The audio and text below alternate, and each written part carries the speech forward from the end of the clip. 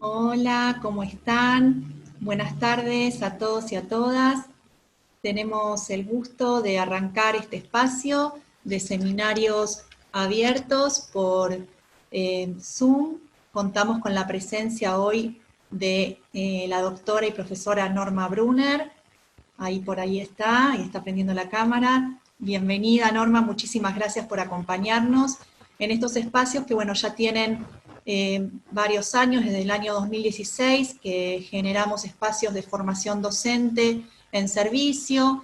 En el marco, bueno, de la pandemia y la situación que estamos atravesando todas y todos, se nos resultó un poco difícil poder encontrar los medios, pero bueno, finalmente a partir de la mitad de año logramos tener la posibilidad de hacer estos espacios por Zoom bajo la modalidad virtual, así que nos están acompañando personas de todo el ámbito de la educación especial. Agradecemos la presencia de equipos de conducción, supervisiones, equipos psicosocioeducativos, equipos de orientación escolar, tanto el escalafón A como el escalafón B y C de la modalidad de educación especial, y también seguramente contamos con pasantes de la materia de la Facultad de Psicología, de la Cátedra del Juego en los Límites, que dirige la doctora Norma Brunner. Y bueno, en ese marco de ese juego entre lo que es la posibilidad de la experiencia en la propia práctica, en territorio, y la articulación siempre dialéctica con la teoría y la posibilidad de pensar lo que hacemos todos los días en nuestras escuelas, bueno, surgen estos espacios. Hoy la temática que vamos a trabajar es a partir del texto que fue el disparador, que nos motivó a poder reflexionar algunas viñetas, en particular de las prácticas, el texto de Norma Brunner, que estuvo presentando recién salidito este año, del editorial Lugar Editorial, Padres a la Escucha en Psicoanálisis. Bueno, creemos que en nuestra escuela, como saben, quien conoce al CENTES, el Centro Educativo para Niños en Tiempos y Espacios Singulares, dentro del marco de la modalidad de educación especial, trabaja con una lectura, por supuesto, interdisciplinaria, donde la ética del psicoanálisis y la dirección de la escucha en psicoanálisis posibilita ciertas intervenciones con nuestras infancias. Creemos que, bueno, eso es una posición que en estos momentos es importante defender frente al avance de otros discursos que, bueno, muchas veces pueden llegar a pensar el lugar de los niños y de los adolescentes, de nuestros niños, niñas y adolescentes de otro modo, más del orden de, puede ser de los refuerzos, de los adoctrinamientos, de las cuestiones que vienen por fuera, sino, bueno, volver a ubicar la posición subjetiva y habilitar el deseo del niño en su plena diferencia. Sería, bueno, este espíritu que lleva en sí el CENTES desde su fundación y en este trabajo interdisciplinario. Bueno, ahora nosotros lo que nos interesa de todos estos escritos, de estas viñetas que presenta Norma en sus libros, es el lugar fundamental que le da a las familias a la escucha del psicoanálisis, ¿no? Y bueno, la escuela y las familias justamente permanentemente están en un encuentro, en un vínculo que, bueno, que tiene que habilitar justamente la posibilidad de escucharse en esa diferencia, ¿no? Así que vamos a traer viñetas de nuestra propia práctica.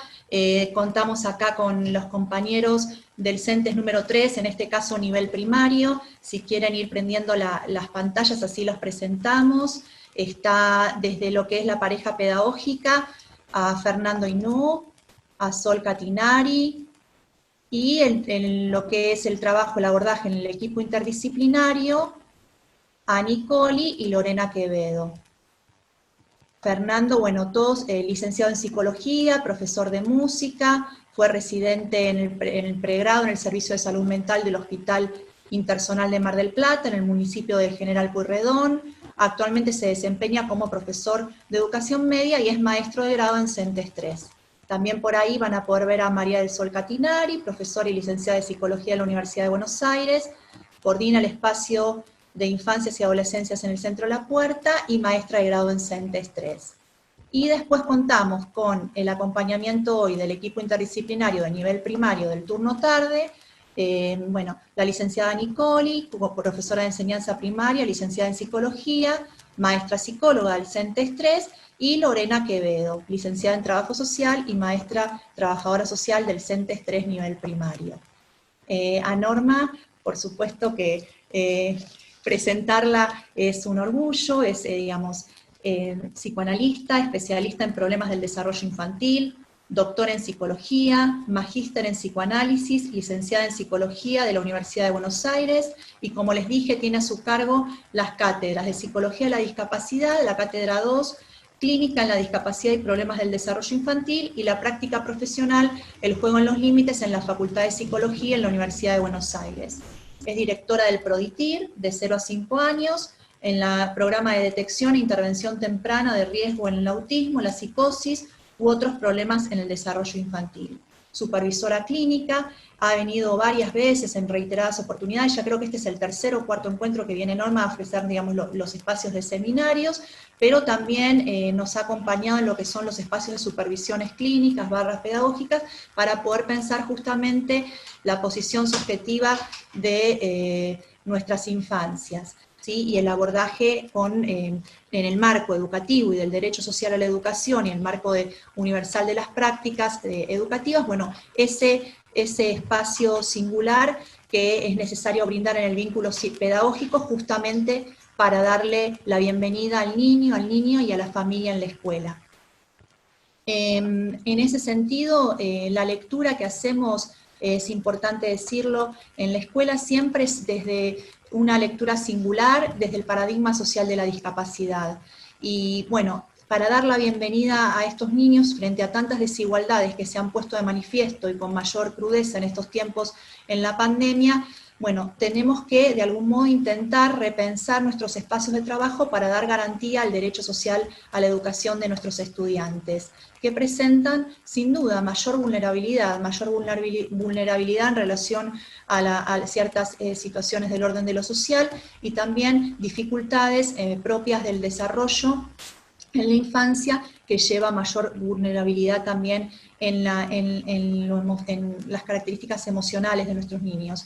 Así que la escucha en la escuela y en las familias que nos plantea Norma Brunner simplemente nos permitirá pensar esa responsabilidad que tenemos como docentes y como adultos de poder escuchar a nuestros niños, de poder dar cuenta de algún modo de su voz, aunque justamente sabemos las dificultades que tienen nuestros niños en relación al lenguaje, y bueno, cuando esa dificultad, ese acceso al lenguaje presenta obstáculos, bueno, la escuela no puede desistir de encontrar nuevas formas, nuevos modos de aproximarse, y bueno, ahí la lectura psicoanalítica nos ayuda a poder poner en alto estos vínculos, poder encontrar ahí una posibilidad de un encuentro posible.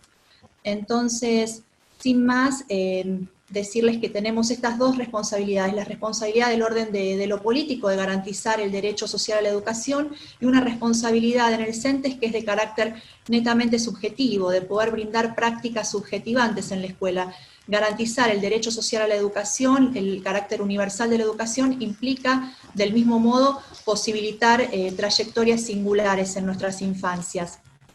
Entonces, en ese sentido, el libro de Norma, la verdad, y todo el trabajo en relación a la lectura del psicoanálisis nos ayuda mucho para poder pensar el lugar de las familias y los niños en la escuela.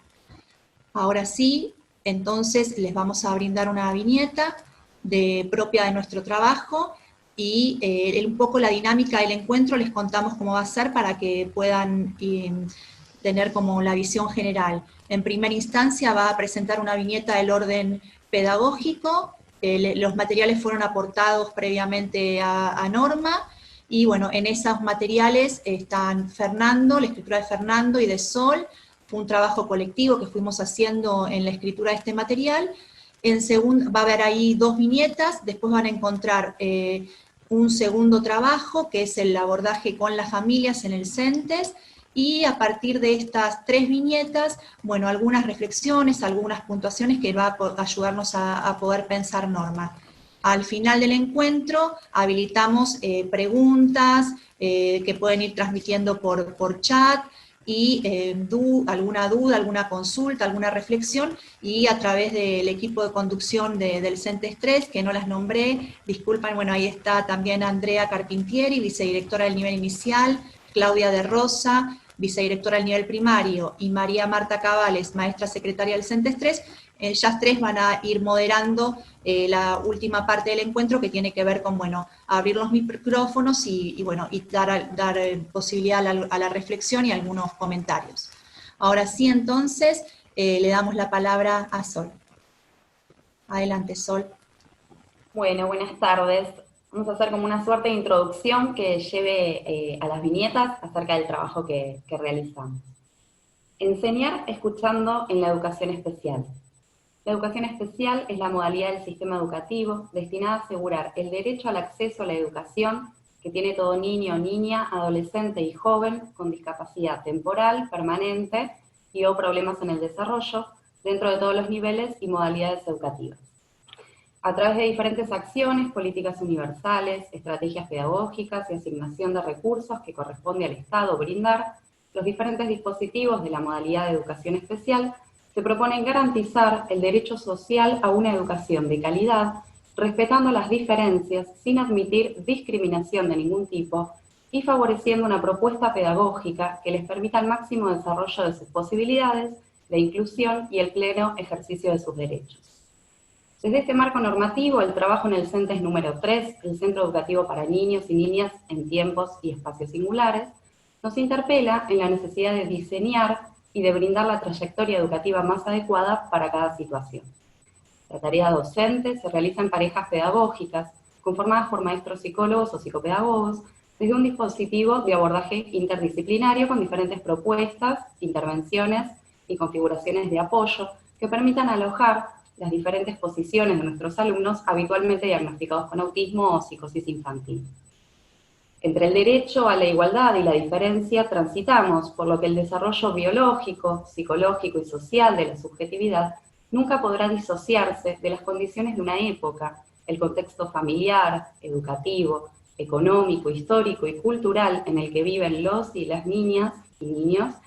Cada invitación de enseñanza es un nuevo desafío, en el que intentamos propiciar un encuentro singular desde factores protectores y condiciones pedagógicas estructurantes y flexibles que permitan dar lugar a aprendizajes subjetivantes. Ahora, en tiempos de pandemia, tuvimos que reorientar todas nuestras estrategias hacia la modalidad virtual. Hubo que virtualizar la escuela, cambiar completamente para que algunas cosas no cambien, modificar todo lo que estábamos acostumbrados a hacer para poder seguir haciendo lo que hacíamos, y al mismo tiempo estar abiertos a la novedad, atentos a los efectos de estas nuevas dinámicas de trabajo y lúcidos para poder pesquisar todo lo nuevo que se puso en juego con este repentino y radical cambio de escenario. La mediación de los padres hacia los aprendizajes se vuelve mucho más directa a través del aula en casa que dispone el trabajo de enseñar en la virtualidad. Infinitas son las sensaciones, los pensamientos y las reflexiones docentes que caben aquí a propósito de todo este proceso, pero nos proponemos para esta presentación rescatar a través del trabajo de Norma Brunner, en su libro Padres a la Escucha en Psicoanálisis, que nos ayude a revisar algunos aspectos de nuestro quehacer cotidiano para repensarlo en sus dimensiones antes y después de la pandemia. El primer aspecto está vinculado a nuestra forma de relacionarnos con los alumnos y las alumnas, nuestra forma de acceder a ellos y la forma en que cambió nuestro rol y nuestra función. A través de videos, de mensajes de WhatsApp, de distintos contenidos, empezó a funcionar para estos niños algo como una suerte de corte, ¿no? Un corte, una marca, una escansión en un continuum en el que parecía haberse convertido su día a día, donde en muchos casos las coordenadas que definen los tiempos diarios parecen haberse desdibujado y las subjetividades se resientan en su fragilidad. Al mismo tiempo, como segundo aspecto, descubrimos que en la mayoría de los casos nuestro acceso a los niños estaba indefectiblemente mediado más que nunca por sus padres. Y todo esto mientras nos preguntamos cómo seguir jugando, cómo seguir invitando a estos niños a jugar y a ponerse en juego para encontrarse jugando con un otro en este nuevo escenario virtual. Ahora sigue mi compañero presentando la primer viñeta pedagógica. Hola, buenas tardes, ¿cómo están? Yo voy a presentar una viñeta que lo que intenta es dar cuenta en la práctica y en lo concreto de esta tarea que mi compañera de alguna manera describía más a nivel teórico. Voy a contarles acerca de María José, que es una alumna con quien voy a señalar puntualmente 2 momentos del trabajo con ella. Cuando ingresa al CENTES, lo hace por una intervención legal de la asesoría tutelar, que lo que buscaba era resguardar su derecho a la educación que estaba siendo vulnerado en ese momento. Básicamente intentaban poner un corte en un derrotero donde esta niña pasaba de institución a institución y de modalidad a modalidad, promovido en general por su padre, quien sistemáticamente desarmaba o irrumpía en cualquier armado escolar que se pudiera hacer para esta niña, desconociendo o colocándose más allá de todo encuadre legal. Al momento del ingreso en el CENTES entonces se refuerza esa normatividad institucional y se busca promover un corte o una marca en la trayectoria escolar de esta niña, con la finalidad última de generar un espacio que pueda fomentar la emergencia de su subjetividad. Concretamente, entre esas intervenciones, mencionar al momento del ingreso, esta niña llega tomada prácticamente del brazo de su padre, desde lo físico y lo corporal muy unidos, y la primera intervención fue, dado que compartían nombre, proponerles llamar a su papá por el segundo nombre, Carlos, y a esta niña, María José. Esta fue una intervención acordada con la conducción en la primera entrevista y, como decíamos, la intención era marcar una diferencia. Lógicamente los nombres han sido modificados, pero el sentido de la intervención es el que estoy mencionando. En ese mismo encuentro también se pautaron horarios y formas de trabajo y se estableció como dinámica para el ingreso de esta niña. El padre la acompañase hasta la puerta y a partir de allí la alumna ingresara sola a la institución. De esta manera lo que se intentó hacer es recortar en lo real un espacio físico de pertenencia y diferencia para esta alumna por fuera de su ámbito familiar, promoviendo su independencia, autonomía y su desarrollo en la institución. Esto, digamos, se toman estas decisiones y estas intervenciones porque nosotros en el trabajo con otras instituciones ya sabíamos de los riesgos que podían suscitarse si se le daba una entrada directa e inmediata al padre de esta niña en la institución.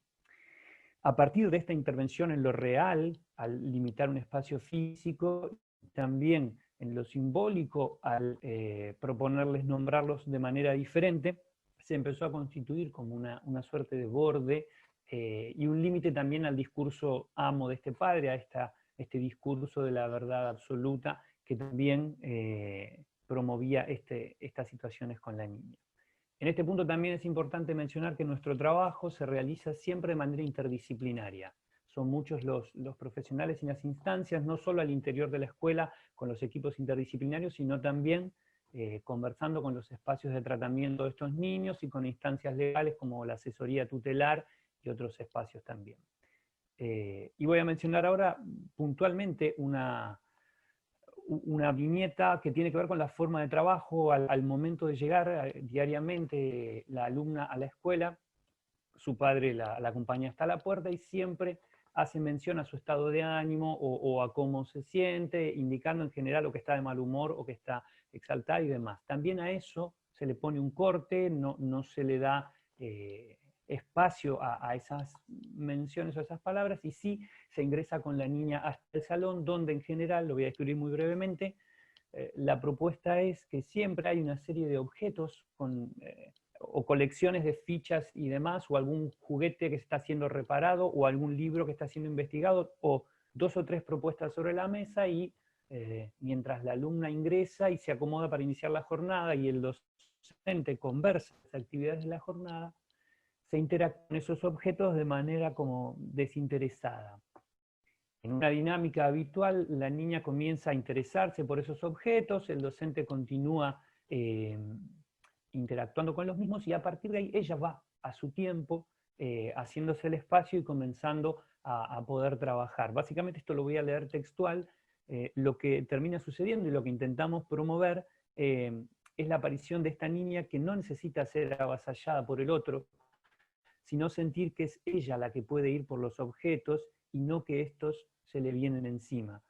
Lo que permite allí entonces comenzar una instancia pedagógica, enlazar con el otro y transformarse en una alumna con sus tiempos y espacios singulares. Este trabajo que hemos hecho fue lo que permitió que los estallidos y ciertas situaciones de violencia y demás que se suscitaban prácticamente no aparecieran en nuestra institución y le permitieron a esta alumna apropiarse de un modo diferente de su lugar en la institución. Esto era así hasta que surgió esta situación, lo comentaba mi compañera, es un poco el eje de la propuesta, la llegada Fernando, del si podés acercarte un poquitito más al micrófono. Fernando, si podés acercarte un poquitito más al micrófono. Perfecto. Que se te va, ahí está, mucho mejor. ¿Se escucha mejor ahora? Decía entonces que este es el escenario, la forma de trabajo habitual, y con la llegada de la pandemia, el coronavirus, la pandemia y la posterior cuarentena, todo se transformó. No me voy a detener a describir esa situación, sí, para terminar, hacer una mención de cómo logramos de algún modo virtualizar esas intervenciones y esa forma de trabajo con miras siempre a poder seguir produciendo los mismos efectos estructurantes sobre estos niños que promovemos o intentamos hacer en el CENTES. Se comenzó en los encuentros telefónicamente, conversábamos con el padre, quien refería, esta niña vive con él, quien refería que estaba como apática, aburrida, todo el día mirando televisión, sin enlazar con otra cosa, y que él cada tanto la sacaba a pasear. Que recibía los videos que le enviamos, pero que los miraba unos minutos y luego los abandonaba, y que no le interesaban. Esto fue en las primeras conversaciones con el padre lo que aparecía, hasta que un día menciona que por lo menos ahora pidió lápices y papel para dibujar algo. Debe ser por los videos, dijo. Aprovechamos ese momento para consultarle si se trataba de nuestros videos, los que le enviamos con propuestas pedagógicas, nos dice que sí, y aprovechamos la ocasión entonces para pedirle dialogar con la alumna telefónicamente. Accede y nos dice que probablemente no nos dé mucha bola porque la verdad que no le va a interesar. Tenemos la chance entonces de hablar con ella y descubrimos gratamente que, lejos de lo que todo hacía pensar, fue muy dada al diálogo, nos contó que está lógicamente aburrida como cualquier niño en esta circunstancia, que sí efectivamente estaba recibiendo nuestros videos y a través de una pequeña broma que ella nos hace, nos pide que le enviemos más videos. Básicamente le decimos que no se preocupe, que la estamos llamando para saludarla, que no le vamos a enviar nada pedagógico, y nos dice, lo único interesante, lo único bueno de la pandemia me lo sacás, o algo así fue la expresión. Lo cual, de algún modo, y en este contexto tan complejo, y habiéndose virtualizado todo tanto, para nosotros fue como una prueba clara de que a pesar de todo estábamos pudiendo llegar a esta niña y estábamos pudiendo, de alguna manera, lograr estos efectos subjetivantes o de emergencia de la subjetividad que estamos buscando. Eso es lo que quería compartir y le devuelvo la palabra a mi compañera Sol para que pueda contarles la otra viñeta. Bueno, la otra viñeta. Yo me siento más cómoda leyendo el trabajo que ya hemos realizado. Voy a hablar de N, acerca de N, ¿sí? En la escuela presencial y después en la virtualidad, ¿no? Y la viñeta dice lo siguiente: N en la escuela presencial. La escuela es el único lugar al que N se dirige por fuera de su casa. No realiza tratamientos ni ninguna actividad extraescolar. Si algo sabía muy bien N en la escuela, era montar escenas con muñecos y peluches, desarrollando historias. Era muy complejo girar el eje hacia lo pedagógico, motivo por el cual comenzamos a hacer uso de esas escenas para a través de estas arribar a algún contenido específico. A esto podemos agregar que fue muy complejo también. Estas escenas con peluches y muñecos dentro de la escuela se montaban en diferentes espacios de la escuela, y de a poquito, a través de todo un trabajo, se fue llegando al salón de clase, digamos, al aula, a su aula, y fue todo un trabajo que él se apropiara de su espacio, de su lugar, que deje la mochila en ese lugar, y empezaron a montarse estas escenas y estas historias dentro del aula. Ahora, ¿cómo hacer ese giro y llevarlo a lo pedagógico para poder trabajar con él? Apuntalándolo y acotando algunos personajes inacabados, fue posible ir recortando personas de revistas seleccionadas por el alumno e ir armando una historia escrita en un papel con sostén de la docente que escribía y que guiaba la coherencia de la misma. A su vez el alumno iba generando contenido, iba pegando y cortando, y así fue posible armar como una suerte de historieta, que justo era una temática que veníamos trabajando. En las reuniones pautadas con la familia del niño, de N, llamaba la atención la ajenidad respecto a la situación de N, ya que siempre había algún comentario referido a la complejidad de las características de otros chicos con los que trabajamos en la escuela y con los que se cruzaban quizá, ¿no?, al ingresar, pero sin hacer referencia a su propio hijo. Como si algo de esta lógica no pasara por N, ¿no? Como que N no estaría dentro de esta lógica, de esta dinámica. Bien, ahora vamos a N hoy en la escuela virtual. Al principio, la madre de N nos pedía como recetas, fórmulas, estaba muy entusiasmada con que avanzara en lo pedagógico, con poder explicarle ella. Bueno. Entonces pedía recetas, fórmulas a nosotros para trabajar con su hijo, ya que se estaba empezando a encontrar con las mismas resistencias con las que nosotros nos encontrábamos a diario, con estas dificultades para poder realizar alguna tarea. Ella comenzaba a registrar algo diferente sobre su hijo. Con el correr del tiempo fue bajando el entusiasmo hacia las actividades, y al conectar telefónicamente con las familias mencionaba que estaban muy desordenados con los horarios, que pasaban la noche despiertos, que dormían durante el día, que no estaban saliendo a hacer los paseos permitidos porque hacía mucho frío. Es decir, se pasaban el día entero adentro de la casa a la que no entra sol natural, dicho por ellos, con alguna que otra escena de tristeza por parte de N, en esa sensación gris que habilita este tiempo, ¿no?, como a replegarse, al quedarse adentro. Esta situación creemos que nos permite visibilizar sin filtro cuestiones hogareñas de las que antes podíamos inferir, pero éramos ajenos, y que hoy a través de la pantalla ingresamos sin filtros a su casa, y a través de la comunicación con la familia y el diálogo permanente se hizo posible comprender la lógica que circulaba y volver a pensar en qué intervención realizar, ¿no?, con el alumno para poder sustraerlo de ese círculo vicioso en el que entendíamos que quedaba envuelto y que quedaba perdido, ¿no? Pensamos en modificar los videos que enviamos y en lugar de hablar de nosotros, o sea, de hablar directamente de nosotros nos filmamos con mi compañero, con Fernando, y enviamos nosotros los videos, en lugar de aparecer nosotros en escena, que haya intermediarios, ¿no? Intermediarios del interés de este alumno en particular. Entonces empezamos a realizar videos personales para él, con la interacción de muñecos. Tomamos a los muñecos para interactuar con él, y en principio volver a trabajar el orden del tiempo, la diferencia entre la salida y la puesta del sol como parámetros del día y de la noche, y con el armado de cierta complicidad con el alumno. A los días de enviado el video de este modo, recibimos audios de WhatsApp de N nombrando a los muñecos con un tono muy entusiasmado.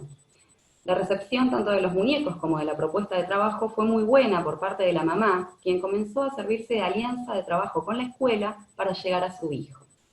Con la madre mantenemos un interesante intercambio en el cual, al tener contacto diario a través de herramientas que le son más prácticas y más cómodas para ella, como el WhatsApp, entra en confianza refiriendo muchas cosas del pasado, de la historia, tanto de ella como de su hijo, como de la casa donde viven.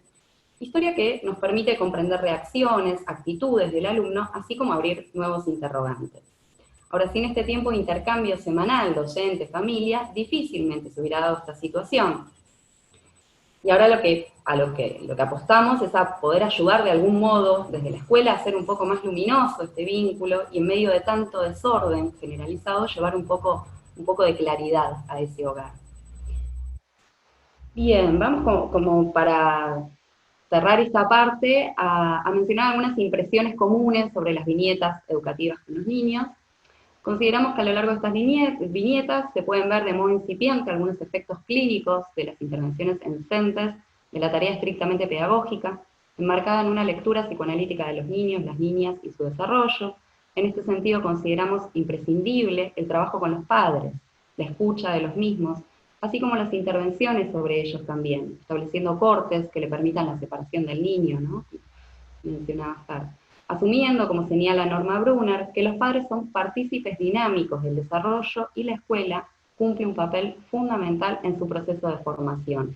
Acá vamos a citar, si nos permite, Norma, un pedacito del libro. Si bien toda demanda pretende la incondicionalidad a la hora de la respuesta, bastaría preguntarnos cada vez si el que demanda soporta que lo que vuelva como respuesta sea la condición absoluta del sujeto. La condición absoluta del sujeto es la de no ser más que pura diferencia. La exigencia y su violencia es encontrar como respuesta el orden de lo idéntico a sí mismo, la repetición de lo idéntico. Y continúa, gran parte de las dificultades de la infancia, nos informa Freud, residen en que el niño debe apropiarse en un breve lapso de los resultados de un desarrollo cultural que se extendió a lo largo de milenios. El dominio sobre las pulsiones y la adaptación social, al menos los primeros esbozos de ambos. En su propio desarrollo, prosigue el autor, solo puede lograr una parte de ese cambio. Mucho debe serle impuesto por la educación. Y bueno, en la viñeta 1, como mencionaba mi compañero, ¿no? Fernando, el señor C, digamos el padre, tuvo que aceptar la derivación a CENTES, en principio a disgusto, por indicación de la asesoría tutelar. Sin embargo, desde el primer día, María José parecía encontrar placer y sentirse a gusto de asistir a su escuela. Parece ser que encontró un lugar, ¿no? Con el padre comenzamos a encontrar algunos acuerdos posibles, que al menos por el momento no inhabilitan de modo directo la presencia y la mediación docente en la vida de María José, lo cual no es poco, ¿no? En este caso. Y en la viñeta 2 se da cuenta del cambio de una madre ajena a toda cuestión concerniente con su hijo, hacia una madre que, dadas las condiciones, decide implicarse en la tarea educativa del mismo, dando lugar a nuevas lecturas sobre él, sobre su historia, y donde escuchar a esta madre en esta nueva versión puede aportar a nuestra tarea, para poder continuar, ¿no? Nuestro rol nos sirve muchísimo. Seguramente las complejidades serán otras, pero habilitar esa escucha y darle un lugar a esta madre en el proceso educativo de N será de suma importancia en su futuro. Consideramos que la institución, a través de estas acciones, se transforma en un lugar que tiende a la protección de los derechos de los niños y las niñas, operando un corte en relación al vínculo filial, produciendo un efecto estructurante y subjetivante sobre nuestros alumnos y alumnas. Tal como lo explica Norma Brunner, se tratará de invitar a los padres a un trabajo simbólico asociativo, de reconstrucción y construcción de representaciones puentes, del sentido de un movimiento progrediente y regrediente intergeneracional. Por ella los padres pueden encontrarse con sus versiones simbólicas, imaginarias y reales, de verdad de su paternidad y deseo de hijo o hija. Eso es hasta aquí, bueno, las dos viñetas que teníamos para compartir con mi compañera. Muchísimas gracias, Sol y Fernando. Se tratará entonces de poder pensar qué escuela queremos construir, ¿no? En estos dos marcos, que es el marco político del derecho social a la educación y las prácticas estructurantes en la escuela, subjetivantes, cómo podemos encontrar algo en el orden del derecho que es universal, que habilite esta singularidad, y en ese sentido solo puede ser posible, nos enseña Brunner, con las familias al interior de la escuela, para poder pensar. No necesariamente la escuela responde de modo directo a esas demandas, pero sí como instancia de legalidad, como puerta, permite y puente, permite ciertas articulaciones posibles que favorecen la subjetividad de nuestros alumnos. Entonces ahora, en relación a esta operatoria del trabajo con las familias en la escuela, en nuestra escuela, saben que en el CENTES consideramos que es fundamental los talleres con las familias, y en ese sentido el equipo interdisciplinario, bueno, se pone al trabajo de ver de qué modo podemos enlazar estas historias, estas tramas, y bueno, a partir de lo que nos van presentando, generar algún encuentro posible. Así que les doy la palabra al equipo interdisciplinario del CENTES 3, a la maestra psicóloga Ani, a la trabajadora social de nivel primario, para que nos cuenten un poquitito cómo trabajan en el taller con las familias en la escuela. Bueno, ante todo, buenas tardes. Nosotros, el texto de Brunner nos llevó a pensar el lugar que le damos nosotros a la escucha de la familia en la escuela, ¿no? ¿Qué lugar para estos padres en la escuela? ¿Qué lugar para escucharlos tenemos nosotros? Voy a remitirme un poquito a la historia, porque el nivel primario del CENTES es nuevito, ¿no? Del CENTES 3 iniciamos en el 2017, entonces tiene todo un proceso de reorganización y de consolidación de los equipos, y en ese trayecto surgió cómo trabajar desde el CENTES 3 con la familia. Así que por ahí me remito a los primeros encuentros que llevamos a cabo este equipo interdisciplinario y las familias del CENTES. Se realizan en el marco de la jornada ESI. En las mismas surgieron relatos de historias familiares que requerían de otros espacios y tiempos de escucha. Esto nos llevó a repensar y reflexionar nuestras prácticas e intervenciones con la familia.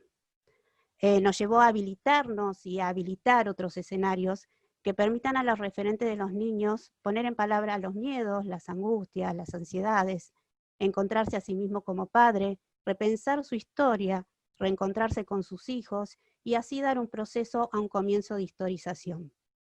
Por tal motivo, en ese momento nos resultó pertinente crear un dispositivo y ahí surge el taller de familias. Un dispositivo que sea capaz de generar un ambiente amoroso, de escucha, de confianza, que aloje y que posibilite el intercambio de experiencia y la constitución de nuevos lazos. Porque si bien los chicos con los que nosotros trabajamos tienen dificultades en hacer lazos con otros, los padres también tienen dificultades en hacer lazos con otros. Y como son padres que han pasado por diferentes instituciones, diferentes ya sea de salud, diferentes escuelas, no han tenido permanencia ninguna y no han formado parte de ninguna y no han podido construir lazo. Entonces para nosotros eso es de suma importancia. Previo a cada encuentro, nosotros, sin dejar de lado el escolar, el equipo se piensa a sí mismo y a los otros.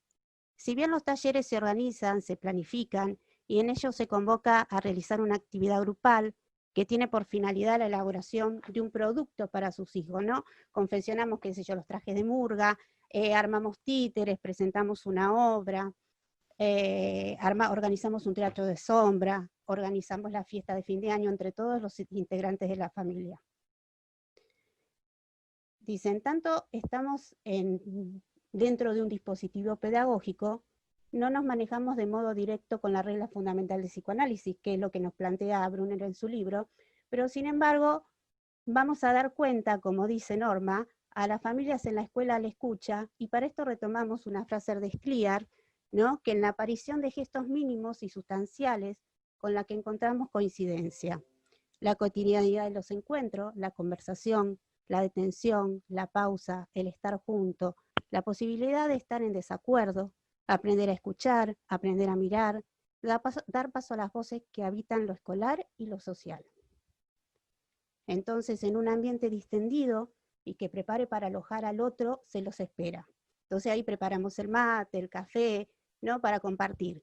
Tratamos de generar un clima que invite a la charla y al encuentro. Y en esos momentos es cuando se van generando diferentes recuerdos, se van enlazando recuerdos, y se van entramando diferentes redes de significación. Voy a dar paso a algunas cuestiones que fueron surgiendo en los talleres, que nosotros trajimos para compartir y para que vean, bueno, cómo se van desarrollando lo mismo y lo que va surgiendo. A relata mientras recorta y pinta las figuras para un teatro de sombras. Cuando era una nena, mi papá armaba concursos donde participábamos mi hermano y yo. La competencia consistía en usar diversos elementos que se encontraban en mi casa y que inventáramos para crear algo creativo. Después nos premiaba con una salida a elección del que ganaba. Ve a quien siempre se muestra muy apremiado por los tiempos y dice, tengo una hora, vivo lejos, tengo que ir a buscar a mi otra hija a la escuela, me tengo que ir en media hora, si no, no llego. No deja de venir a ningún encuentro y participa activamente a pesar de poner excusas ante las propuestas de grabar un audio. Mi voz es horrible, qué mal suena, no, que lo haga otro. Sin embargo, su voz es una más entre otras en la grabación para el acto de fin de año. M hace trabajo de costura en su casa. En el último tiempo, por motivos de organización familiar, se lamentó en otro encuentro de no poder continuar haciéndolo. En ese momento, se estaba terminando los detalles de un traje de murga.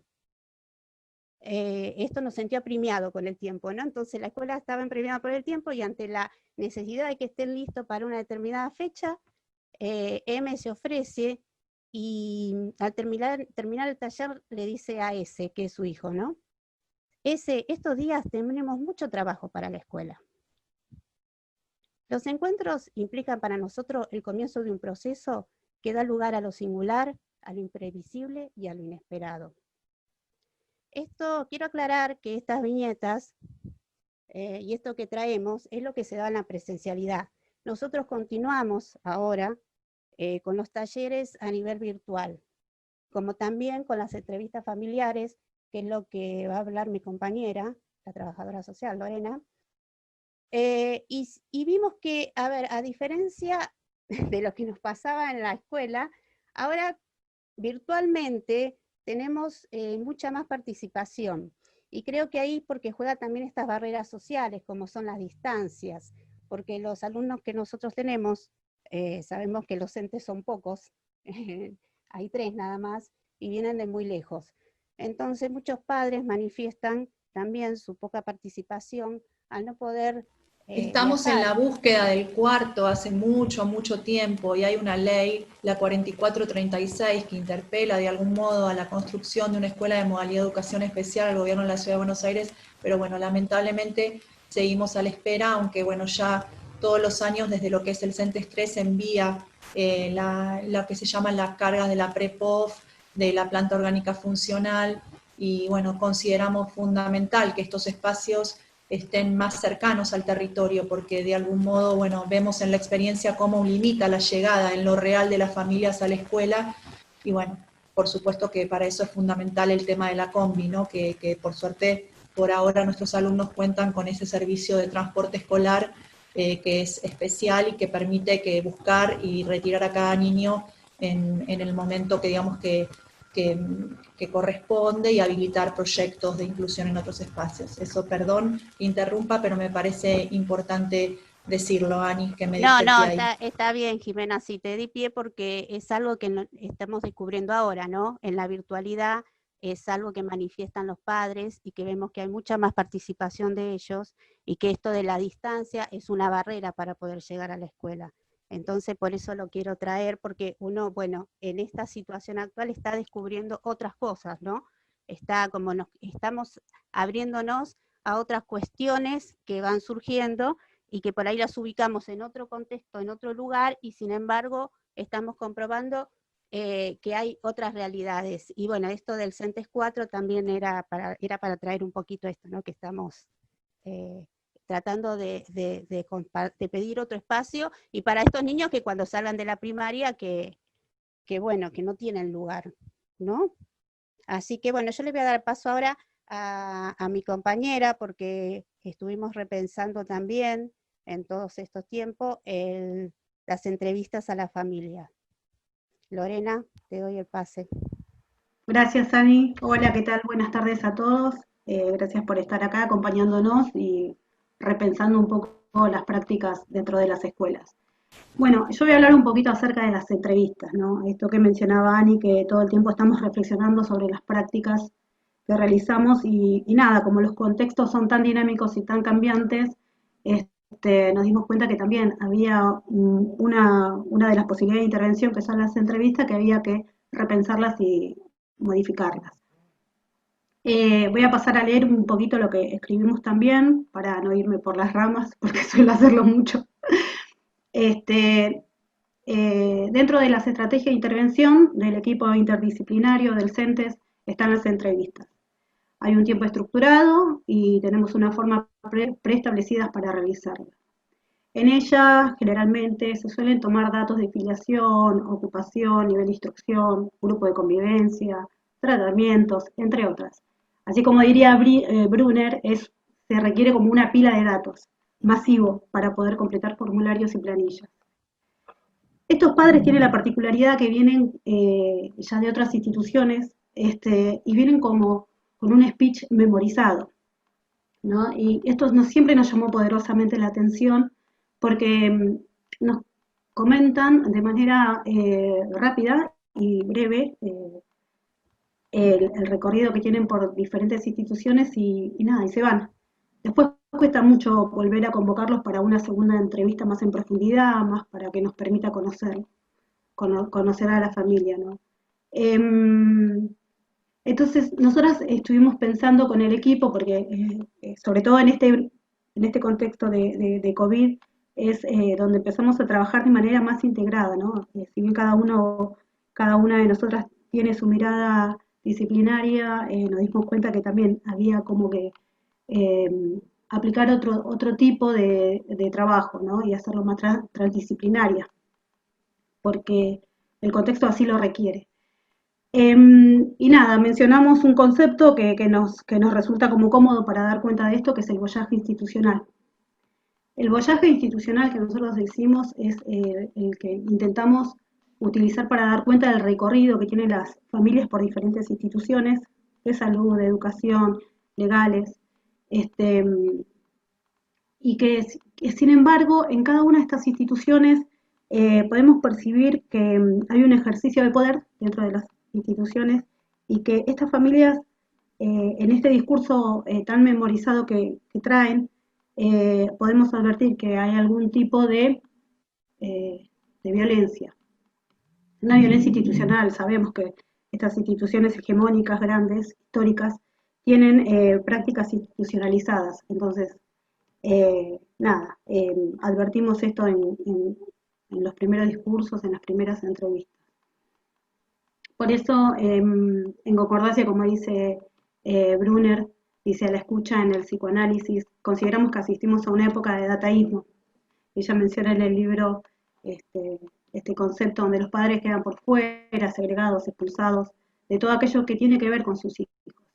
Así, al respecto, al momento de acordar una nueva reunión o entrevista, observábamos muchísimo que no aparecía la enunciación de una queja que lo expresara, sino que eso como que se graficaba en la ausencia en una segunda entrevista. Y entonces continuamente repensábamos, ¿no?, de qué modo volver a convocar a las familias a la escuela. Esto nos preocupaba y se nos presentaba como pregunta y como obstáculo muy fuerte, y nos pusimos a trabajar con el objetivo de encontrar nuevos encuentros. Por tal motivo reflexionamos, revisamos nuestras prácticas e intervenciones y decidimos ser nosotras las que nos acercáramos a las familias, implementando las entrevistas domiciliarias.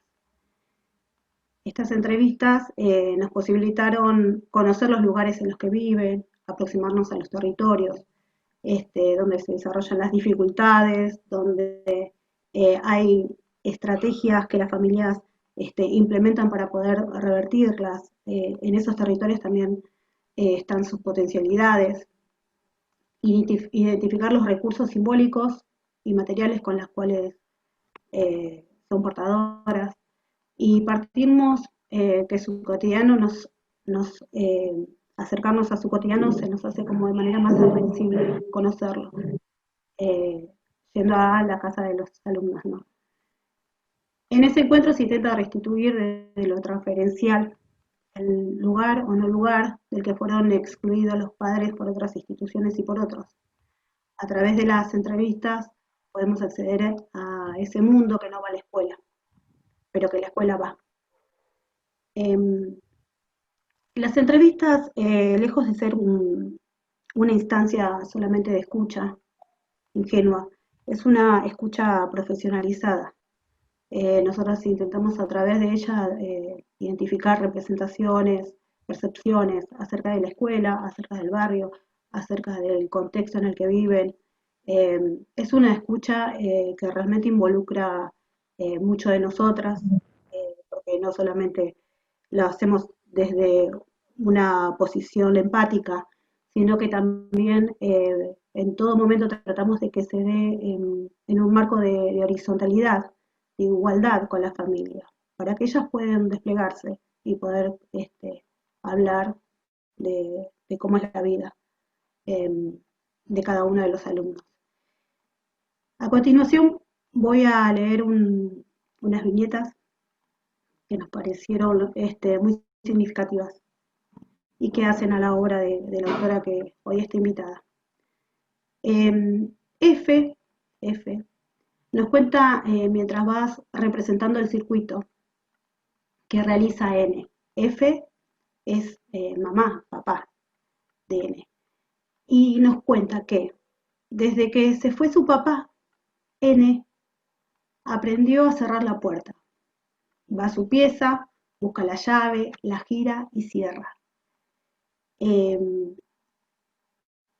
Cuando la mamá comenta esto, hace todo el movimiento que hace N para poder hacerlo.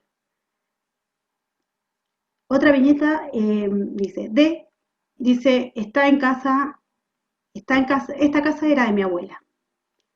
A C le gusta dibujar mucho, mientras señala y describe la historia de cada uno de los dibujos pegados en la pared. Esto nos llamó mucho la atención, porque cuando estuvimos en domicilio, si bien sabíamos que a C le gustaba mucho dibujar, pudimos ver una galería de arte que se extendía desde el comedor hasta la cocina del domicilio del niño. J, con entusiasmo, nos dice, tengo disco de rock nacional, ¿lo conocen? Y va sacando discos de un mueble que tenía él, y nos muestra varios discos de vinilo, y nos cuenta que fue guitarrista de Papo y de otros grupos. Luego, cuando preguntamos sobre la rutina en casa de su hijo, hace un gesto y toma el control remoto y prende la tele y nos muestra y dice, mi hijo puede pasar horas mirando este video. Inmediatamente toma el control, prende la tele y pone un canal de YouTube y nos muestra los videos que su hijo pasa muchísimas horas viendo.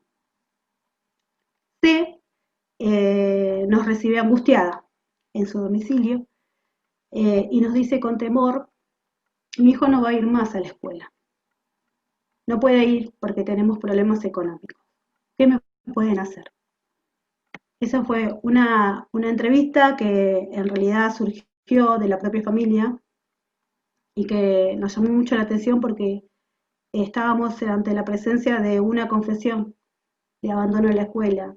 Y a esto se le sumaba un montón de problemas, no solamente económicos, después hemos advertido que había mucho más atrás de todo esto. Se pudo contener la situación, pero a lo que vamos es que estas clases de entrevistas que se hacen en domicilio son muy diferentes a las que se pueden realizar en la escuela.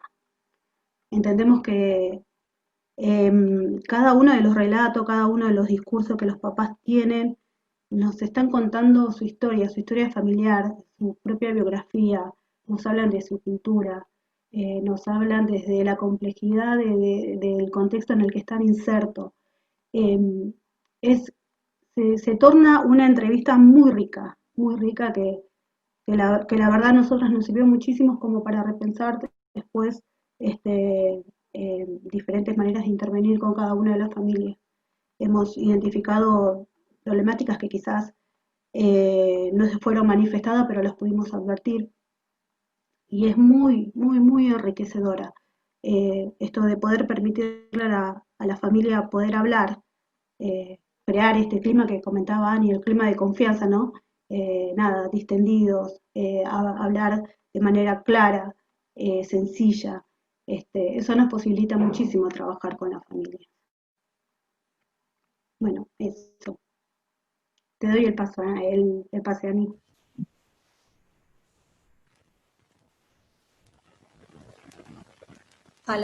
Sí.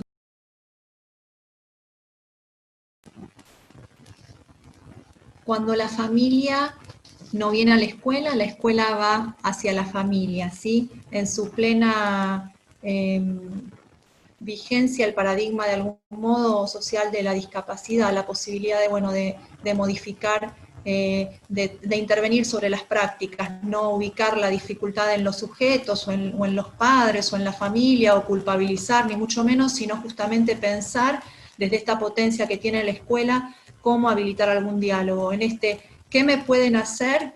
Bueno, hay muchas cosas que sin duda no podremos hacer y que tienen que ver con grandes desigualdades que atraviesan las familias y que es otras instancias, pero en lo que está a nuestro alcance, ese trabajo comprometido de los equipos interdisciplinarios habilitan justamente la posición subjetiva en las familias y en los niños, la posibilidad de historizar. En ese sentido, le damos ahora entonces la palabra, si te parece, Ani, por un tema más que nada de tiempo, a Norma, perfecto, para que nos vaya perfecto. comentando y nos vaya dando sus impresiones, ¿sí? Perfecto. Norma, Todo entonces te llamamos acá al diálogo, a la reflexión. ¿Qué pensás de todo esto, Tuerto? ¿Cómo nos podés ayudar? ¿Qué considerás que, bueno, el lugar, ¿no?, de los padres a la escucha, el psicoanálisis, cómo este discurso del psicoanálisis puede aportar a la mirada educativa también? ¿Cuánto tiempo tenemos? Tenés, no media hora, pero tenemos 10 minutos, ¿sí? 10 15 minutos. Tenemos 10 minutos. Dale, 10 minutos. Vamos, Sí. vamos, con 10 minutos, muy bien. Bueno, me voy a tratar de apurar, pero tratar al mismo tiempo de puntuar.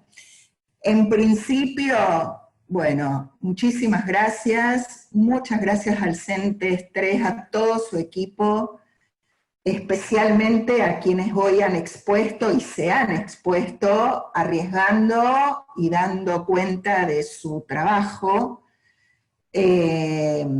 Y bueno, también por tomar el libro y las propuestas, ideas que ahí están escritas, para repensar la práctica, ¿no es cierto? Y esto desde ya a mí me llena de alegría y de satisfacción, y es un honor si esto atraviesa, obviamente, la página, ¿no? Para eso fue escrito.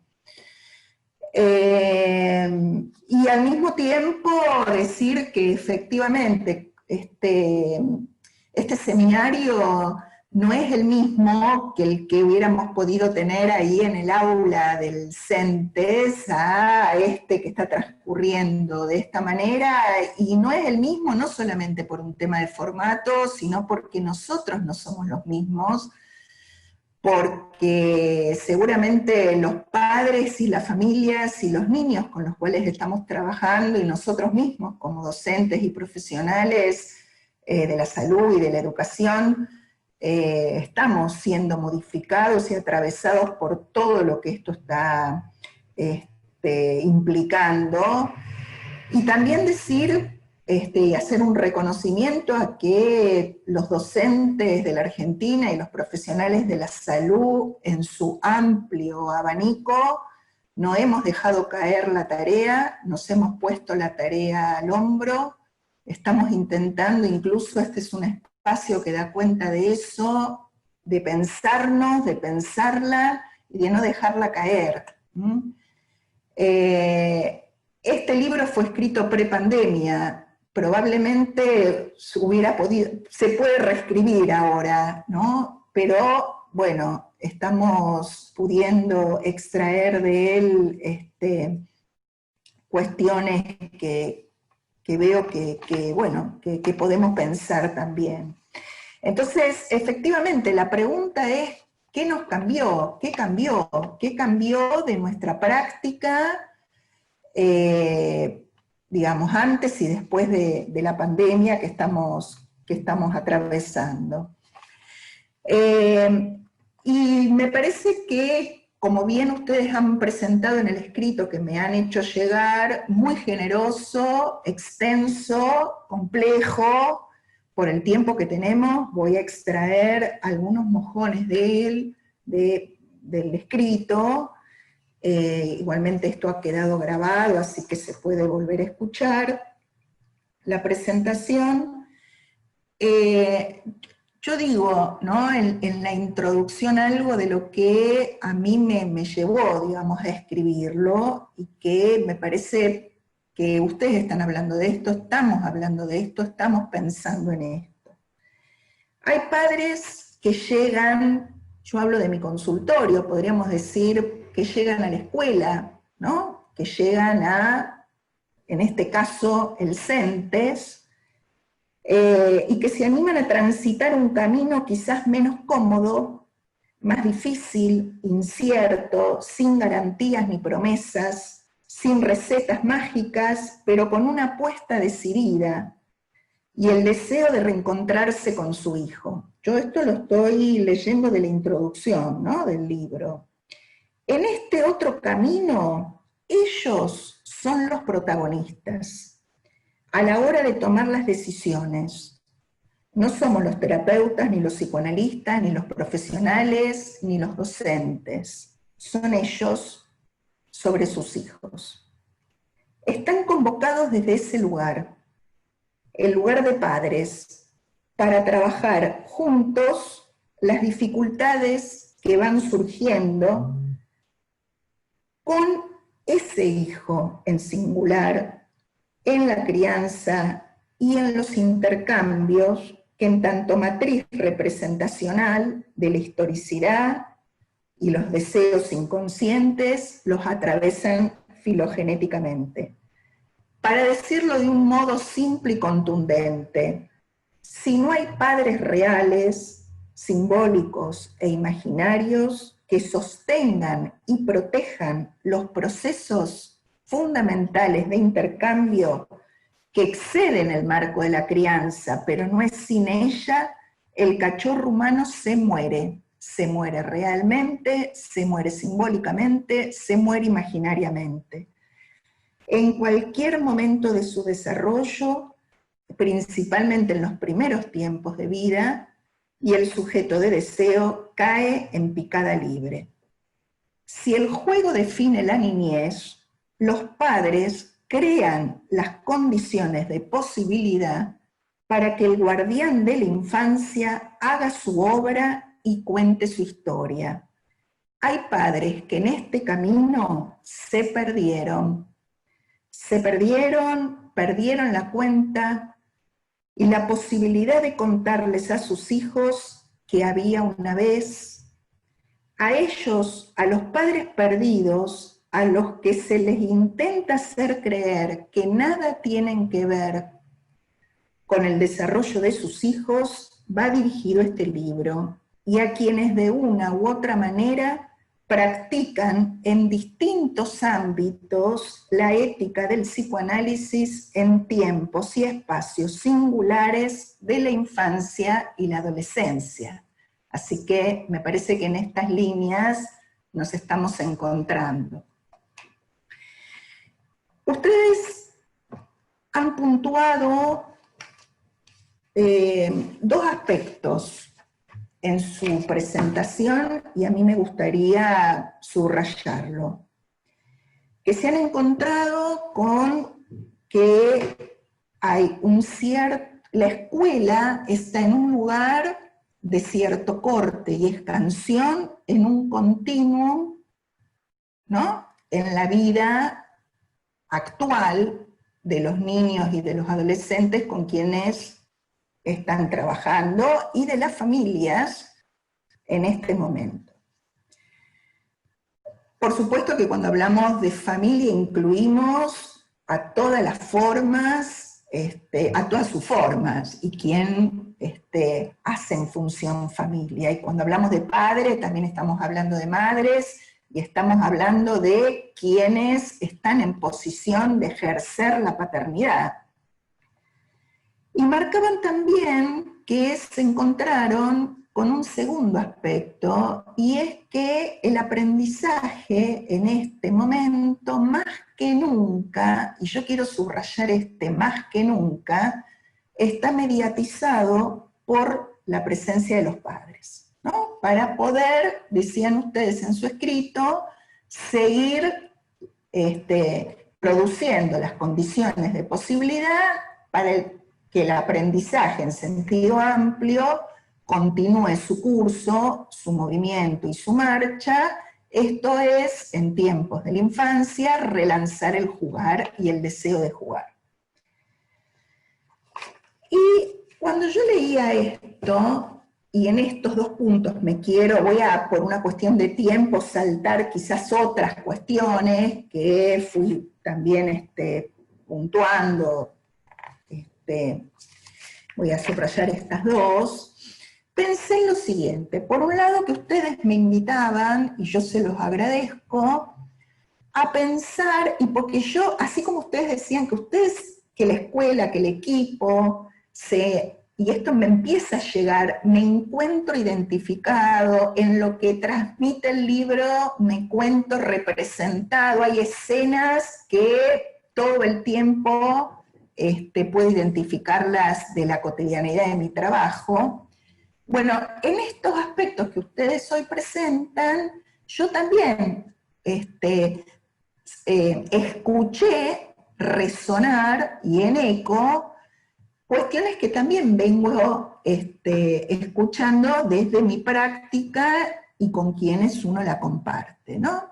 Son estos dos aspectos que ustedes marcaban muy bien. Entonces, yo les agradezco porque pude pensar a ver cómo podríamos formalizarlo, es decir, cómo podríamos llegar a conceptualizarlo, a ver de qué manera o con qué recursos, a dónde podemos llegar a brevar. Producir un corte y una escansión en un cierto espacio y tiempo que se presenta como continuo, creo que es pensar en la función del ritmo. Y los invito a pensar en la función del ritmo, en la intervención desde el ámbito educativo en este momento, pero también antes, y en este sentido, yo creo lo siguiente. Yo creo que efectivamente vamos a aprender muchísimas cuestiones de esta pandemia si la hacemos experiencia, no por sí misma. Si la convertimos en experiencia, vamos a aprender mucho. Estamos aprendiendo mucho. No solamente estamos aprendiendo a usar recursos de tecnología, no pasa por la tecnología, aunque no es sin ella en este momento. Estamos aprendiendo a hacer lazo con los recursos a disposición, estamos aprendiendo a que el movimiento del lenguaje y de la palabra no se detenga, no caiga con los elementos a disposición, y estamos aprendiendo también que no dejar caer el ritmo es fundamental. La escuela, el ir a la escuela organiza un ritmo, organizaba un ritmo en la vida de las familias. Podríamos decir que la cotidianeidad está organizada en el ámbito de la educación. También está organizada a partir de los tratamientos u otras órganos. Entonces, esto impone un ritmo. Hablar de ritmo no es lo mismo que hablar de rutinas y de hábitos. No es lo mismo que hablar de un cronograma de actividades, una sumatoria de espacios a llenar. Y de todas las definiciones de ritmo, quiero leer una que a mí en particular me interesa, que es la que propone Henry Mechonic. Yo la cito en otro libro, en uno de mis otros libros, en Duelos en Juego, en el capítulo 8 de Duelos en Juego, cuando hablo del ritmo, los acentos del juego y sus resonancias. Henry Mechonic, en su teoría del ritmo, lo define como, voy a citar el libro donde Henry Mechonic habla del ritmo, la poética como crítica del sentido, editorial Mármol Izquierdo, desde el 2007, está publicado en Buenos Aires y en Madrid, acerca de la función poética del lenguaje y la diferencia en el uso del lenguaje y de la lengua en sentido poético y en el sentido de una cierta prosa, ¿no? Y entonces Mechonic dice, el ritmo es la organización particular del movimiento de la palabra en el lenguaje. Entonces, ¿esto qué nos permite pensar? Nos permite pensar que es el ritmo el que pone en funcionamiento y en movimiento la palabra, la lengua y el lenguaje. Hay una cierta puesta en marcha de la función del lenguaje a partir del ritmo, que no es una métrica. Este ritmo no es medible, no es calculable, no es cuantificable. Entonces, lo que ustedes han señalado como uno de los aspectos pre y post pandemia me llevó a mí a pensar que efectivamente esto no ha cambiado. Ahí ustedes se encuentran con que antes y después la función de lo escolar y de lo educativo en términos de lo institucional, entre otras cuestiones, es la de la puesta en marcha de la función de la lengua, del lenguaje, de la palabra, a partir de la organización de un ritmo.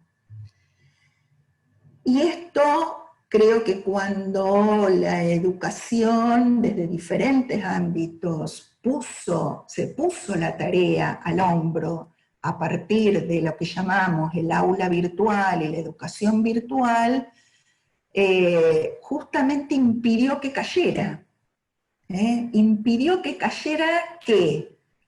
La función del movimiento del lenguaje. Esto me gustaría señalarlo porque creo que efectivamente el tiempo y el espacio de encuentro con la voz educativa, porque además esto yo lo escucho sumamente que se repite y es frecuente, esto de esperar la voz de la seño, la voz de la maestra, más que la imagen. Fíjense qué interesante, ¿no?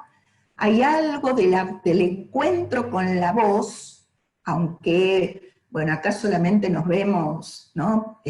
Caritas, pero en este encuentro cotidiano que están teniendo los docentes con sus alumnos, está la voz. Y la voz no es solamente su aspecto sonoro, ¿no?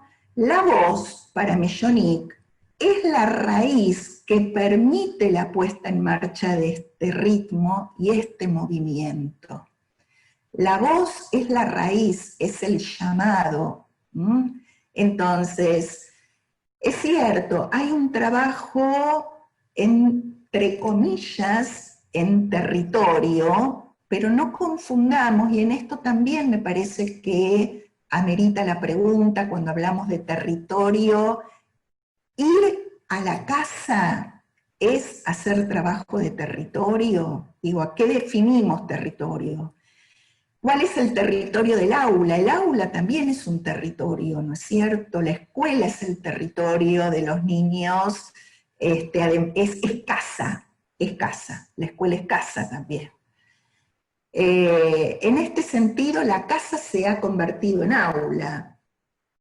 Entonces, hay algo de los límites del espacio y del tiempo que se han vuelto imprecisos, y a mí me parece que investigar esta cuestión nos va a hacer aprender mucho post pandemia de la escuela, porque creo que vamos a salir todos transformados. También la escuela presencial no va a ser la misma.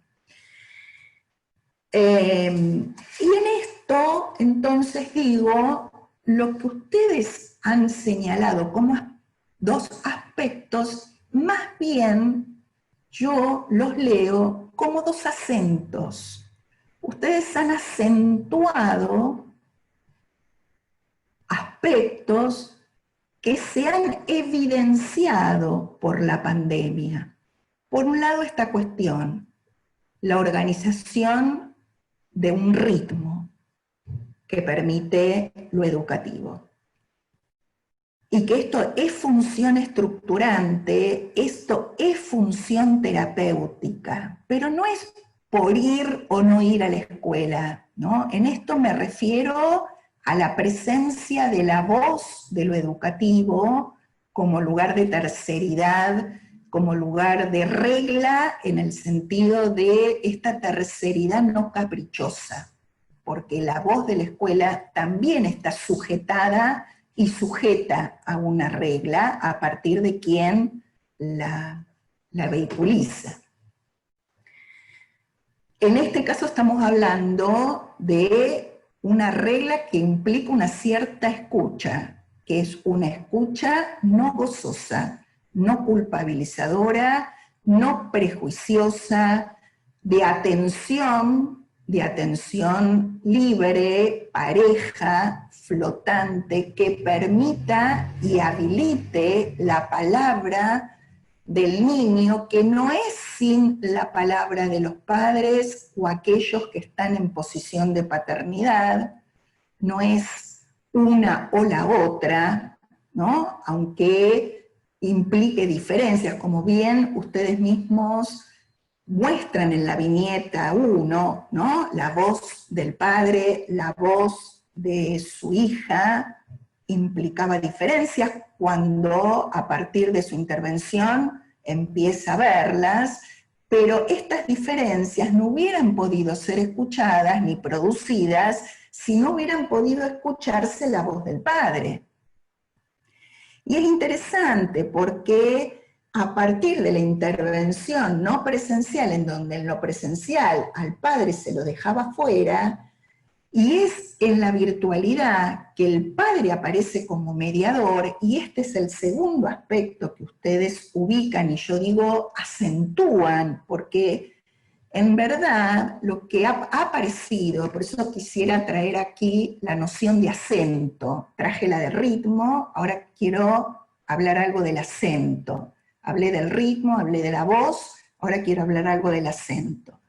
Y de la función acentuadora de un psicoanalista, pero también de un docente u otro profesional que se ocupe del quehacer en tiempos singulares y en espacios singulares de niños, niñas y adolescentes. Porque la función acentuadora implica una cierta escucha, pero también una lectura. Ustedes dicen, se ha puesto en evidencia, yo creo, algo preexistente, porque en verdad la mediación para el aprendizaje siempre los tuvo a los padres como necesarios, como partícipes dinámicos necesarios. Siempre sabíamos y sabemos que los padres son partícipes dinámicos necesarios, mediadores necesarios para el aprendizaje. No es solo ahora porque están presentes en la casa, teniendo que con su presencia real en casa hacer de, podríamos decir, auxilio, soporte material necesario. Estoy hablando del aspecto de mediación simbólico que necesita y que requiere a los padres para que un niño pueda sostener el camino y los procesos de su aprender y de sus aprendizajes, subido al escenario del juego en lo posible. Y si esto no es posible, ahí estamos nosotros para intentar que lo sea.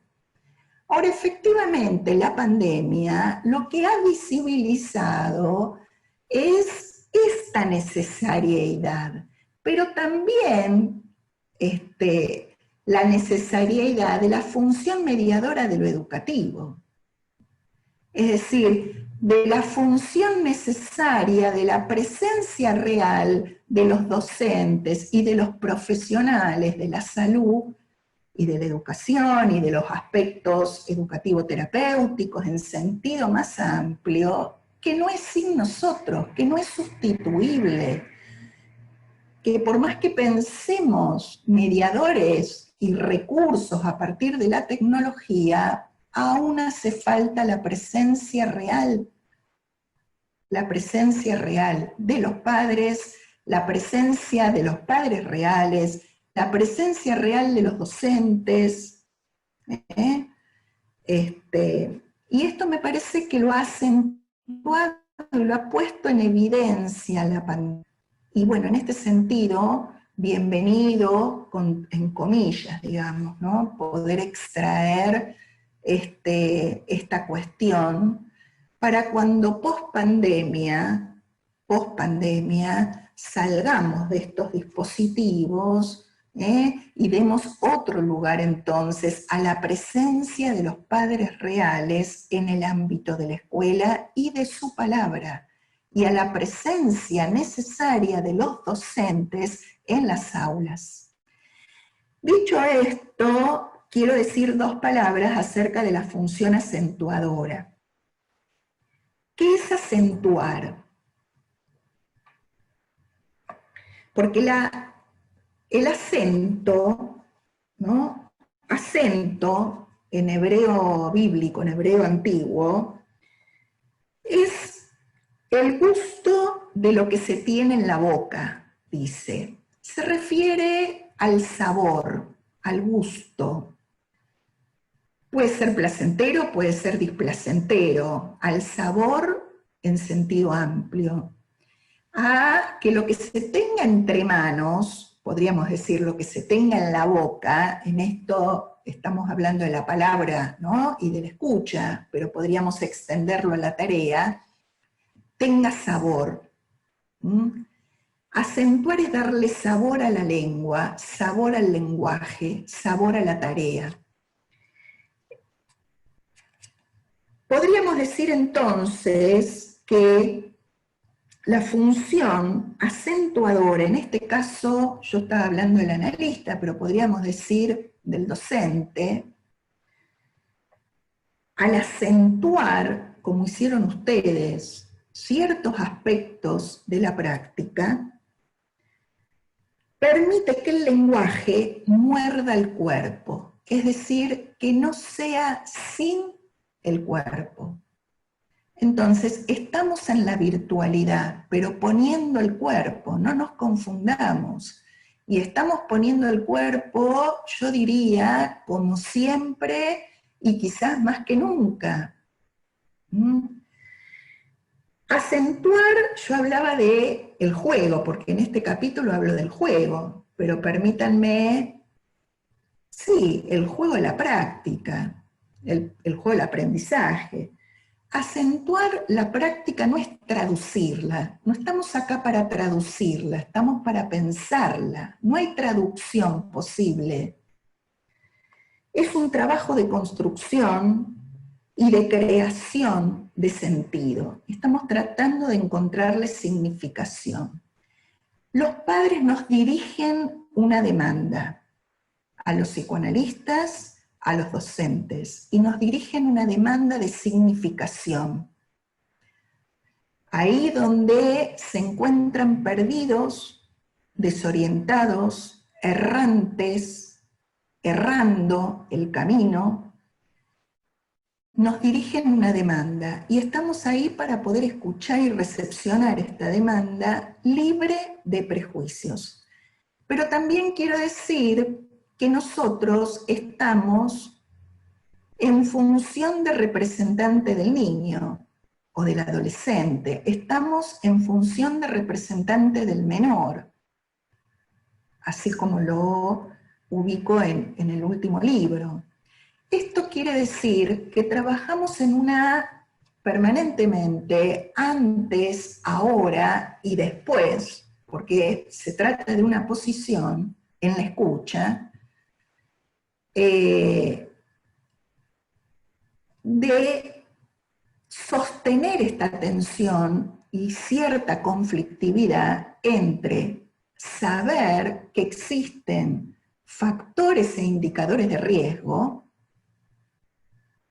y darle curso a la libre escucha. Como ustedes bien ubicaron en la viñeta número 1, ¿no? Donde hay situaciones, donde yo también ubico en el libro situaciones, en donde efectivamente uno podría decir hay menores en riesgo con todo lo que implica este término tan difícil de definir, por cierto, porque estamos hablando de una cierta potencialidad cuando hablamos de riesgo, pero una potencialidad que no requiere de un tiempo a futuro extenso, sino en el hoy.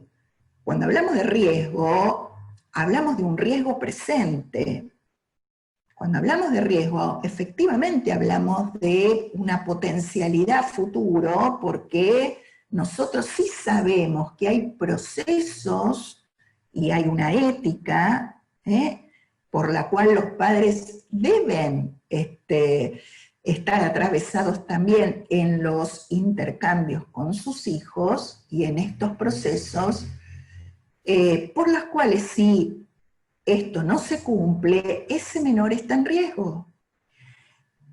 Pero muchas veces esto no ocurre, no por, vamos a decir, una falta de voluntad, un cierto a propósito, ¿no?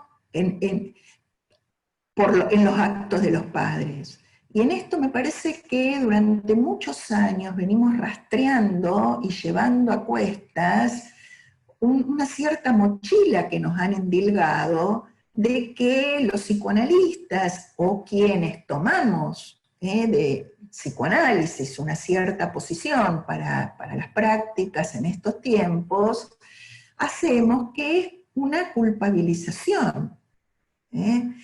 Entonces, es ahí donde se abre, vuelvo a repetir, un juego y una tensión y una cierta conflictividad a sostener entre estar siempre en el lugar del representante del niño cuando de la escucha a los padres o a la familia se trata.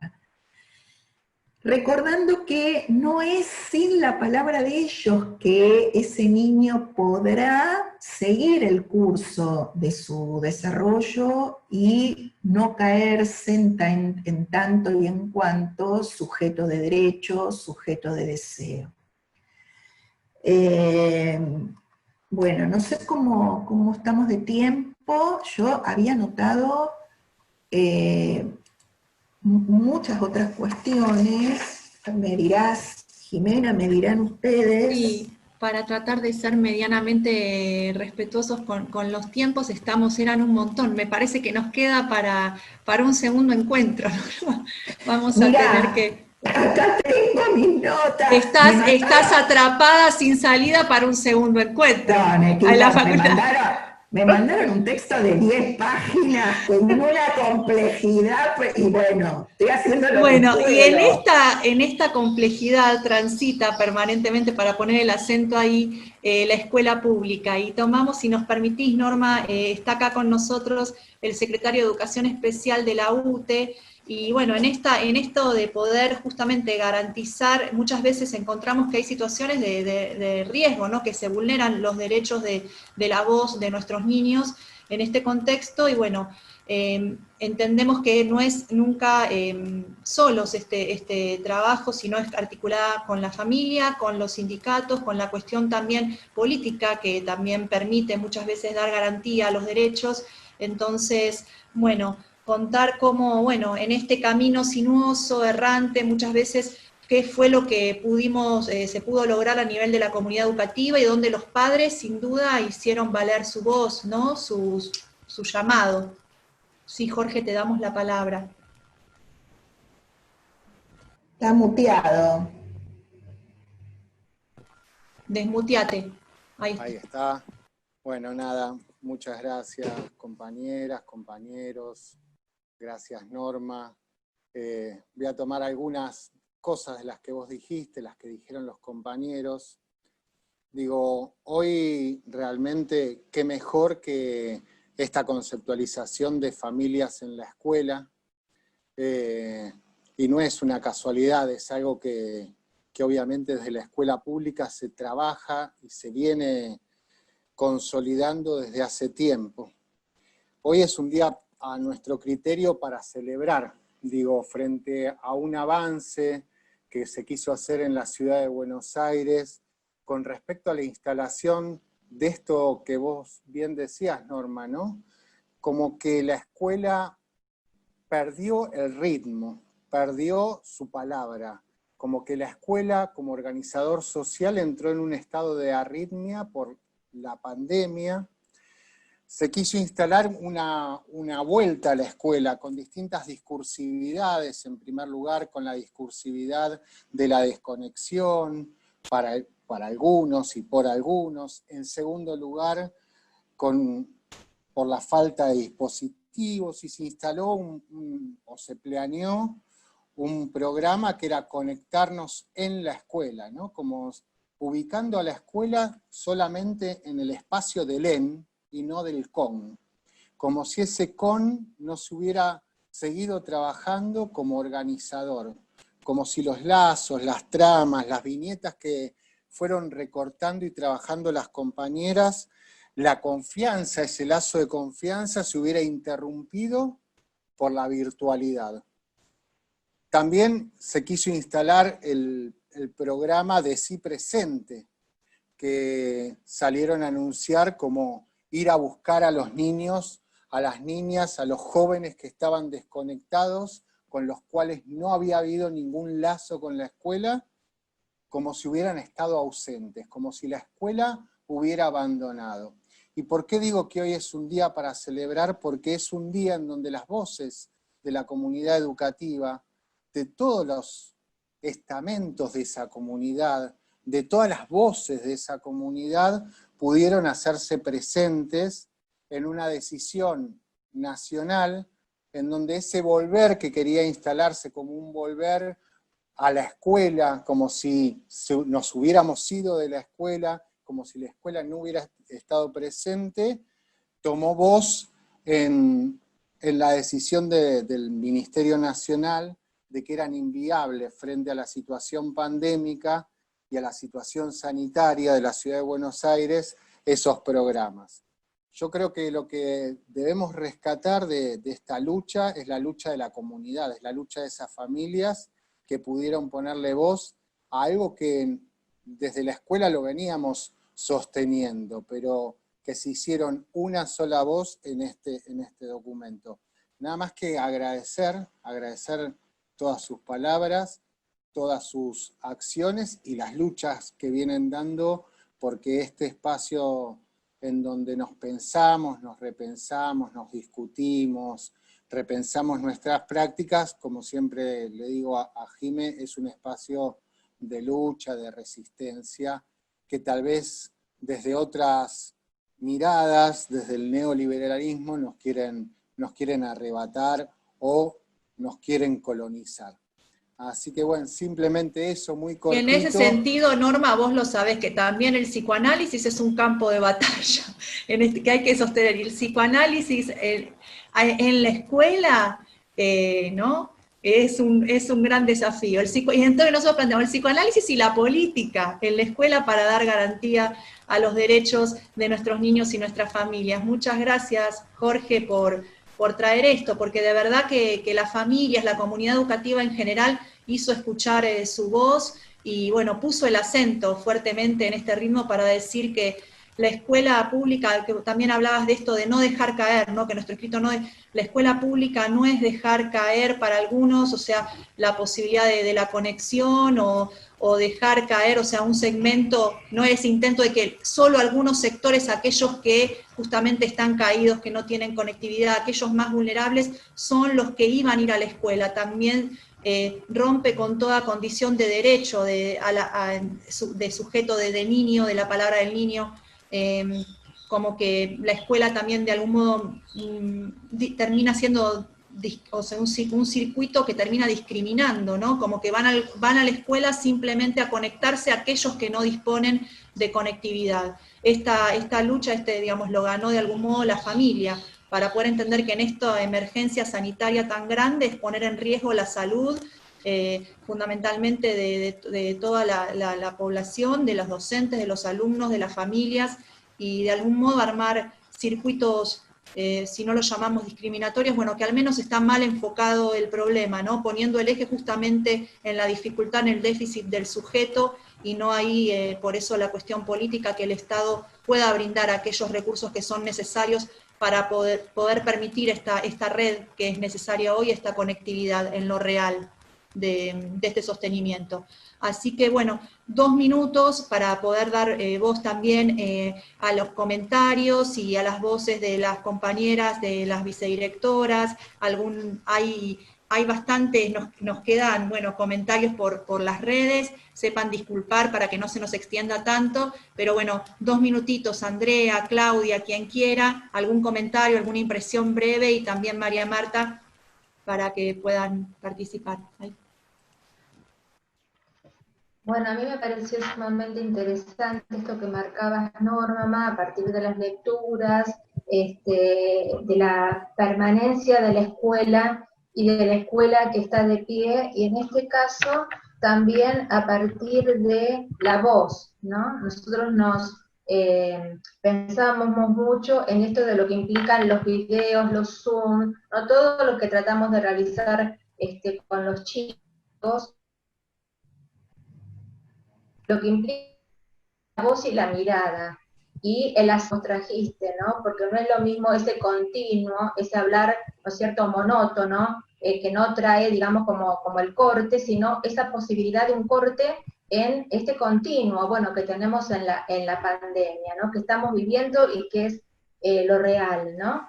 Y en esto, la importancia de que nuestros alumnos estén conectados, y que estén conectados es algo que es un derecho que tienen nuestros alumnos, ¿no? Y por lo tanto, me parece para reflexionar que más que llevarlos a la escuela, es llevarles a estos alumnos, a estos niños, la posibilidad de tener en su casa la conectividad, ¿no? Entonces, nuestro, digamos, pensamiento, nuestro actuar, reflexiones, van en pos de eso. Bueno, sí, hace mucha falta el docente, ya sabemos la función que tiene, que tenemos todos, ¿no? Y la importancia de la escuela en presencia. Pero en este tiempo donde se tiene que cuidar tanto la salud, qué importancia que cada niño pueda estar conectado para poder tener esta posibilidad de la voz de su maestro, ¿no?, a través de estos medios.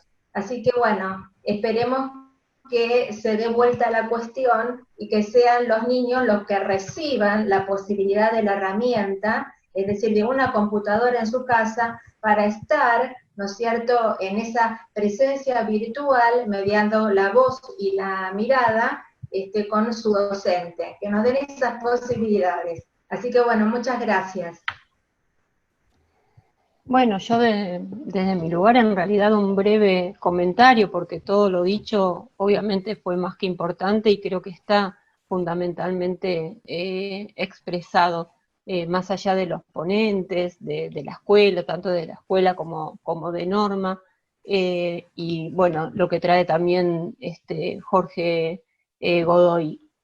Realmente la importancia es, tomando un poquito todo lo que se habló, con respecto a las familias como protagonistas, algo tan fundamental siempre para nosotros, para la escuela, para poder trabajar con nuestros alumnos y nuestras alumnas, siempre estamos mediatizados o haciendo, digamos, un puente con las familias. Por supuesto hoy, más que nunca, porque así lo requiere, digamos, la virtualidad impuesta. Y entonces ellos como protagonistas, que nos decía Norma, de alguna manera se involucraron absolutamente para garantizar derechos universales, derechos humanos, como sucedió justamente desde la escuela siempre, que nosotros hacemos hincapié en el derecho a la educación, pero considero que hoy más que nunca también ese derecho a la educación tiene que ir absolutamente de la mano con el derecho a la salud, porque justamente estamos atravesados por una pandemia mundial y esto la escuela no puede desoírlo y obviamente no puede trabajar sin ello. Entonces la verdad que el pronunciamiento que hicimos, tanto desde las escuelas, desde supervisión, las conducciones, y después todas las organizaciones sociales, que en esto por supuesto incluimos a las familias, fue fundamental para ayer a la noche recibir la noticia esperada del rechazo al protocolo que se intentaba imponer desde el gobierno de la ciudad. Me parece que agregar algo más sería repetir lo que mis compañeras comentaron, los docentes, las docentes comentaron, y lo que Norma nos trajo, y agradecemos desde siempre su presencia, porque, digamos, honra también nuestro trabajo desde el CENTES 3. Gracias. Muchas gracias, Norma. Y bueno, María Marta, un abrazo. María Marta, ¿hay alguna pregunta o algo? Así, algún comentario. No, la verdad tuvimos una convocatoria terrible, son todos comentarios de agradecimiento y felicitación para Norma y para los docentes, tanto acá como en la transmisión de Facebook. Y bueno, yo también sumarme a los comentarios de mis compañeras. Muchas gracias. Muchas gracias, bueno, a todos y a todas, y bueno, especialmente a Norma, y si les parece, damos por cerrada esta transmisión con un aplauso, y bueno, nos vemos la próxima. Un reconocimiento muy grande a la escuela pública y a los maestros también, y bueno, muchas gracias por acompañarnos, Norma. A ustedes. Hasta la próxima. Gracias. Hasta la próxima. Muchas gracias a todos y a todas. Chao, chao. Gracias.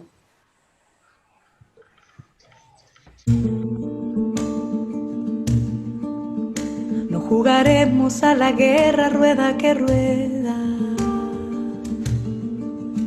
Inventaremos un lugar para escondernos de los fantasmas, de las brujas, de los truenos, de todo lo que nos asusta y nos desvela.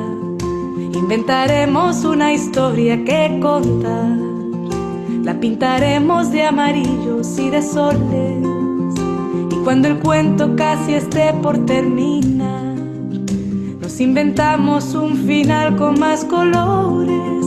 Ale, ale, la vida está por empezar. Ale, ale, no hay que perderse ni un segundo, hay que inventarse 1000 pretextos y cantar. Más que nunca una canción precisa al mundo. Ale, ale, la vida acaba de empezar. La la la la la, ya la la la la la la ya la. No jugaremos a la guerra rueda que rueda. Inventaremos un lugar para escondernos de los fantasmas, de las brujas, de los truenos, de todo lo que nos asusta y nos desvela. Inventaremos una historia que contar, la pintaremos de amarillos y de soles, y cuando el cuento casi esté por terminar, nos inventamos un final con más colores. Ale, ale, la vida está por empezar. Ale, ale, no hay que perderse ni un segundo, hay que inventarse 1000 pretextos y cantar, que hoy más que nunca una canción precisa al mundo, que hoy más que nunca una canción precisa al mundo, que hoy más que nunca una canción precisa al mundo.